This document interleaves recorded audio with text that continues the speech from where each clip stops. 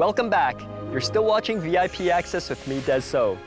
The third installment of the Chronicles of Narnia franchise, The Voyage of the Dawn Treader, reunites returning cast members with an array of new characters, including some stunning otherworldly creatures.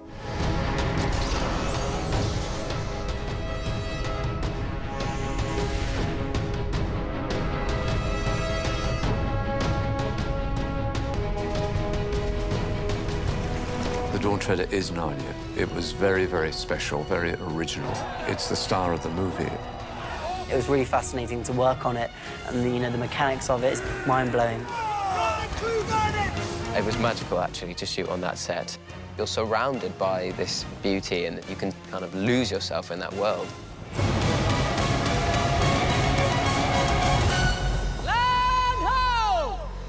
Man the longboats! Furl the sail and prepare to drop anchor! In Voyage of the Dawn Treader, there are, the Narnian creatures that we expect. There is the lion Aslan, and then we have fawns and centaurs. For Narnia! We have the return of Reaper Cheap. Oh, your majesties. Who, for a lot of people, is the absolute hero of this story. That's the spirit! We have ourselves a duel! Yeah! He's brave, he's courageous. He's just the epitome of Narnia, I think. Travelers of Narnia, welcome. I'm your guide. The great thing about going to these different islands is that they're not of this world. You don't want to mess with us? Or what? Or I'll claw you to death! I actually think that when C.S. Lewis created the duffel pods, it was one of the most creative moments of his life. They're absolutely hilarious. The gong! Onward home! The dragon, I think, is going to be amazing. When you create a creature, you have to put your own spin on it. I think we have done that. The dragon is an interesting character. He's a beautiful thing, an original thing, and to me that embodies everything that Narnia is. The Naiads, they're really interesting characters that none of us have seen. It's a really cool part of the film. Gives it that kind of magical appeal. You have returned for a reason. Your adventure begins now.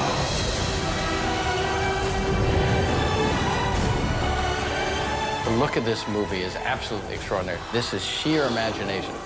It shows you so much more of where Narnia comes from. That whole world is magical.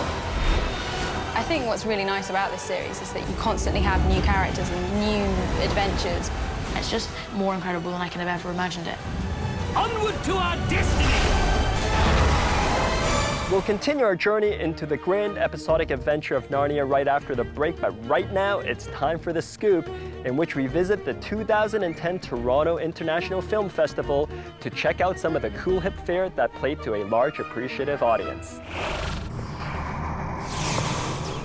After the premiere of Saw back in 2004, Insidious marked director James Wan's return to Midnight Madness, a showcase of genre movies every midnight at the festival.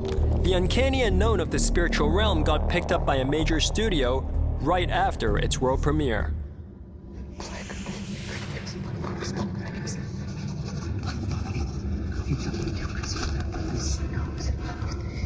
For myself and for Patrick Wilson, we grew up loving Poltergeist. The kinds of horror movies that scared me when I was a kid, meaning Exorcist, really Poltergeist, really, when I was a kid. I always wanted to find a movie sort of close to that. I really wanted Insidious to be this generation's Poltergeist. What is it? Lee and I work extremely well together. Our process is extremely organic. And that's the way James and I work with horror. We sit in a room, we start telling ghost stories and stuff. If we creep each other out, it's working. The great thing is when you have people like James and Lee around that know exactly the kind of movie they want to make, you're in great hands. We really wanted to do this independently because we value creative freedom. Scary movies, supernatural thrillers tend to be a lot doable when you have no money.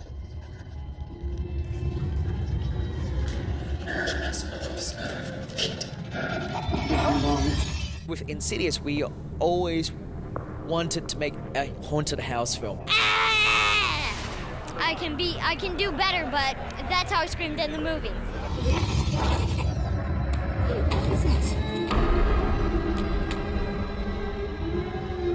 The very first movie from China to premiere at the prestigious Midnight Madness is The Butcher, the Chef, and the Swordsman. The film is a combination of 3 intertwining stories titled Desire, Vengeance, and Greed.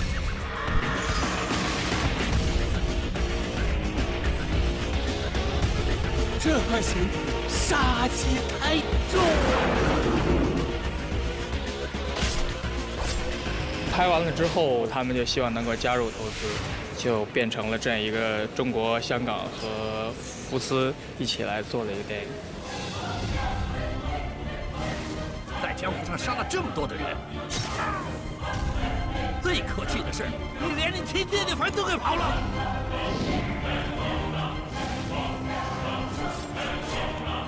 就拍广告跟拍电影最大的区别呢，就是有点像体育比赛里面，广告是一个短跑，电影呢像马拉松，它需要耐力。这跟我梦的不一样。赶紧滚蛋！广告给我拍电影带来的一个正面的影响是，它可以站在观众的角度考虑问题，另外还能接触到比较新的一些视觉的语言。我想把这些东西带入电影里面，可能能给观众带来一点新鲜感。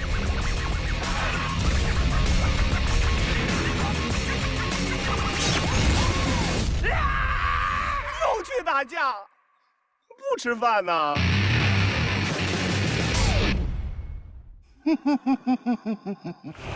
？Ryan Reynolds stars in a one-person piece in Buried, where he is, you guessed it, buried alive. Thanks for calling the Conroy. We're at home right now. Please leave a message after the beep. Paul Conroy has a lighter, a cell phone, 90 minutes of oxygen. I need $1 million by 9 o'clock tonight, or I'll be left to die in this coffin. And very few options. We had 7 different coffins with 7 different names for 7 different needs. I do know that each one was less funny than the last, and the last being the Joker was the least of all. In terms of funny, it was a really horrible torture device. We didn't use CGI. We didn't shoot it with green screen and high contrast notes. That's why the film is so touchable, so physical, because everybody's perceiving that everything's happening. Everything that you see is happening to Ryan actually happened to him. Hello? Where is money? Let me out of here, and I promise you I will get you the money. You show blood. What? You got fingered.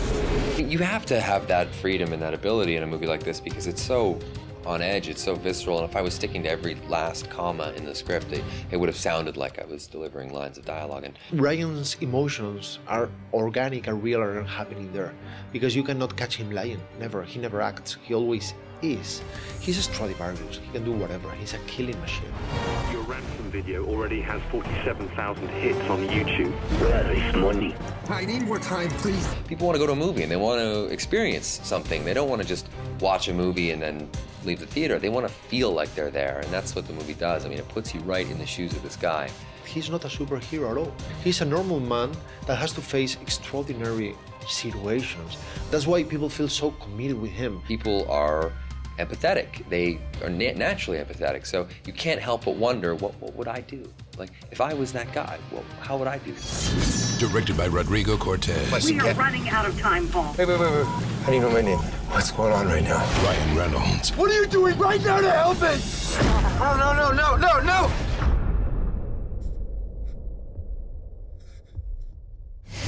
From TIFF, we head to the 54th London Film Festival for a look at the Oscar-worthy closing film 127 Hours, which is based on a true story and helmed by Oscar-winning director Danny Boyle.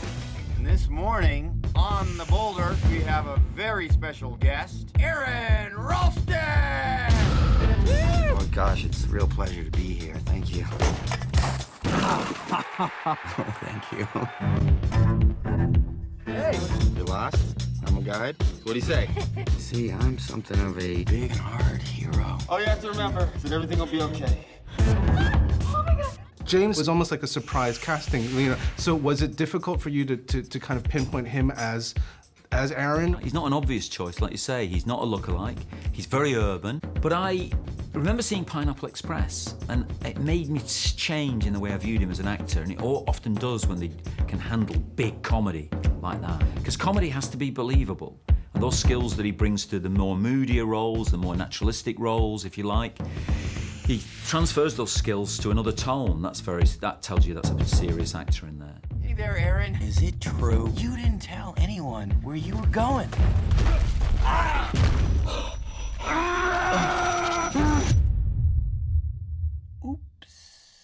It's sometimes perceived as a superhero story, but it's actually, he goes there as a superhero. When he's stopped by nature, that he has to call upon other resources other than his physicality to get him out of there, and those are what we wanted to concentrate on in the personal sense of the movie, and making an emotional journey as well as in a remarkable physical journey he goes through.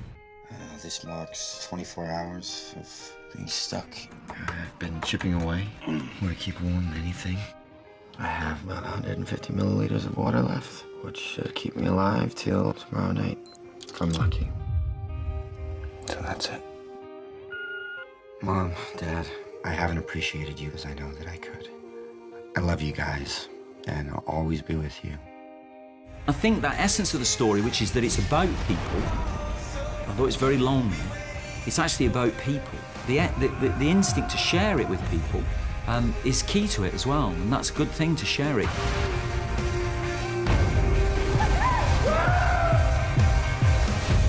Don't give up, Aaron. Do not give up.